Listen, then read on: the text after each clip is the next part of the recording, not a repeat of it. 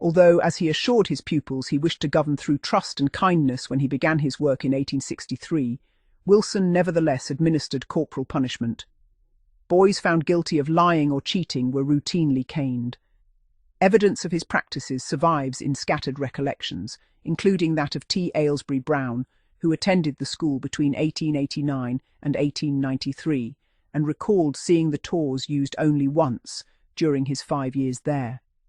On that occasion, however, it was applied with considerable severity. A boy accused of impertinence towards a master received 12 strokes on each hand. Wilson, who walked with a limp, came personally to administer the punishment.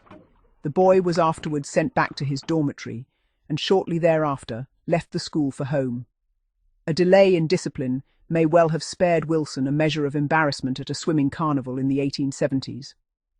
On seeing severe bruising on the back and legs of a pupil, Ernest Jackson, Wilson was distressed to discover that the marks had been caused by a punishment he himself had administered with the tawse. Jackson later wrote that he bruised very easily. By the 1920s, ideals of masculinity were strongly cultivated within the boarding houses, where prefects exercised considerable authority and frequently imposed corporal punishment. During the summer months, the effects could often be observed at the school baths, where boys, in accordance with long-standing custom, swam unclothed and at times bore visible welts and marks. The Reverend Dr. Francis Brown, serving as headmaster, inspired among students a sense of almost unquestioned authority. One former pupil remarked that boys regarded him as almost as omnipotent as God and nearly as distant, except on Monday mornings, when those who had misbehaved encountered the consequences of disciplinary caning at close quarters. Mr. E. T. Williams, a housemaster remembered with affection by many pupils, was recalled by Ian Nicholson as fond of reciting his favourite poem, Drake's Drum, in the dormitories. On one occasion, when Williams declaimed the line, "Captain, art thou sleeping there below?" a mischievous voice from beneath a bed replied, "Aye, aye, sir." The offender was promptly caned with 6 strokes. Nevertheless, Williams, who was known for tempering discipline with generosity, later sought to restore good feeling by inviting the boy to share coffee and Banbury tarts. Sir James Darling, another notable headmaster, concluded one school occasion with characteristic wit and theatricality. After thanking the school community for their gifts, he ceremonially broke his cane and cast aside his mortarboard, much to the amusement and delight of those present. Brian Jones later reflected that the school of the 1920s, though small and highly regulated, was in many respects outstandingly civilized. Its relative isolation and strong house system fostered a close-knit atmosphere. He remembered the boys as generally considerate towards one another, with little evidence of severe bullying or excessive brutality.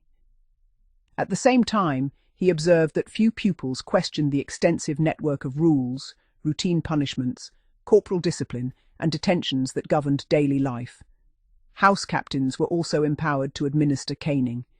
Hugh Luigi, one of the founding members of Francis Brown House between 1937 and 1940, recalled a boy being punished for insulting the king by placing the monarch's image upside down on an envelope. Luigi believed that caning, though widely relied upon as the principal means of discipline, had become less effective because of its frequent use and the limited distinction between minor and major offences. He further remarked that conditions in another house, Manifold, were reputedly considerably harsher. In Wesley College, the first 100 years, historians Geoffrey Blainey, James Morrissey, and S.E.K. Hume noted that references to corporal punishment were less frequent than in many comparable school histories, although such discipline remained a recognised aspect of school life. Former pupils sometimes referred to their masters as the men who disciplined us sternly, reflecting both the rigour and familiarity of the era's educational culture. The term president, as used in the early history of Wesley College, requires some explanation. Administrative authority was divided between the headmaster and the president. While the headmaster oversaw academic affairs, the president acted in effect as boarding house master and chaplain. Importantly, the president also held a seat on the school council. a privilege not extended to the headmaster, and could therefore exert substantial influence over school policy and administration. The following incident from the tenure of Professor Henry Martin Andrew as headmaster and the Reverend James Swanston Waugh as president illustrates the disciplinary standards of the period. Early in 1876, several younger boys returning home from school were accused of throwing stones and breaking the windows of a nearby residence. Although pupils did not at that time wear school uniform, the complainant identified the boys as belonging to Wesley College and lodged a protest with President Waugh. Waugh and Andrew conducted an inquiry and eventually uncovered the culprits after, as the account records, overcoming repeated evasions and falsehoods. The boys were required to provide money to compensate for the broken windows and were then offered a choice: to withdraw voluntarily from the school, which Andrew distinguished from formal expulsion, or to submit to corporal punishment. Several chose the latter. Waugh approved of the decision, and Andrew himself administered the punishment. One pupil, a 12-year-old boy named Albert Pilley, was caned with notable severity. According to later accounts, Andrew lost his temper and struck the boy approximately 21 times across the back and shoulders. Pilley's father subsequently sought both medical and legal advice concerning his son's injuries. Within days, Andrew appeared before the Prahran court charged with unlawful assault, an offence carrying the possibility of imprisonment.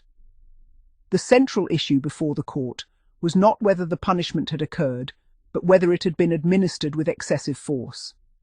Andrew retained the distinguished advocate J.L. Purves in his defence.